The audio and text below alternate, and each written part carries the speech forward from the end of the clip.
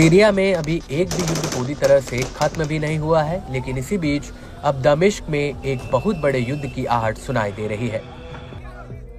दरअसल असद के सीरिया से भागने के बाद एचटीएस की अगुवाई में अबू मोहम्मद अल जुलानी ने सीरिया में अंतरिम सरकार बना ली और ये जग जाहिर है कि तुर्की, अमेरिका और इजराइल के समर्थन से एचटीएस ने असद की सत्ता को उखाड़ फेंका। लेकिन सीरिया में असद की सत्ता का अंत तुर्की का असल निशाना नहीं है, बल्कि सीरिया से अमेरिका समर्थित कुर्द लड़ाकों को निपटाना तुर्की का असली प्लान है।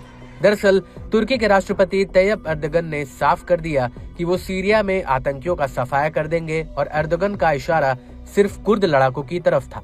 Tercihini terörden ve şiddetten yana kullananları bekleyen tek akıbet silahlarıyla birlikte toprağa gömülmektir. Açık söylüyorum, bunun önüne hiçbir güç geçemez. Türkiye bekasını ve güvenliğini koruma noktasında nasıl tavizsiz bir iradeye sahip olduğunu pek çok kez göstermiştir. İş o raddeye varırsa yine bir gece ansızın gelebiliriz. हालांकि इन Kurd लड़ाकों को America और Israel का भी समर्थन हासिल है। उत्तरी सीरिया में कुर्दों का अच्छा खासा दबदबा भी है और सीरिया के मौजूदा हालातों को देखकर ऐसा लगता है कि कुर्दों की वजह से ही सीरिया के भीतर इजराइल और तुर्की के बीच सीधा युद्ध हो सकता है।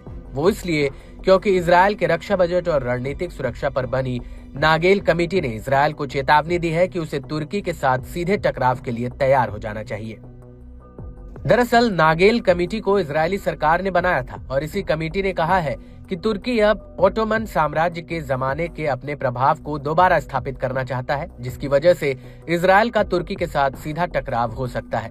रिपोर्ट में ये भी बात कही गई है कि सीरियाई गुटों का तुर्की के साथ जाना इजराइल के लिए एक नया जोखिम पैदा कर सकता है।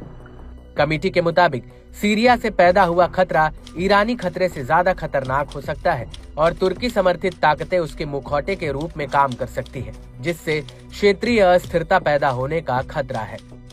आपको बता दें कि इस कमेटी ने इजरायली सरकार से अगले 5 सालों के लिए रक्षा बजट बढ़ाकर $15 अरब करने की सिफारिश की है। इसके अलावा कमेटी का कहना है कि इजराइल की सुरक्षा और मजबूत करने के लिए सरकार को अतिरिक्त F-15 लड़ाकू जेट्स, रिफ्यूलिंग एयरक्राफ्ट, ड्रोन्स और सैटेलाइट से lace long range missile system को और ज्यादा खरीदना चाहिए।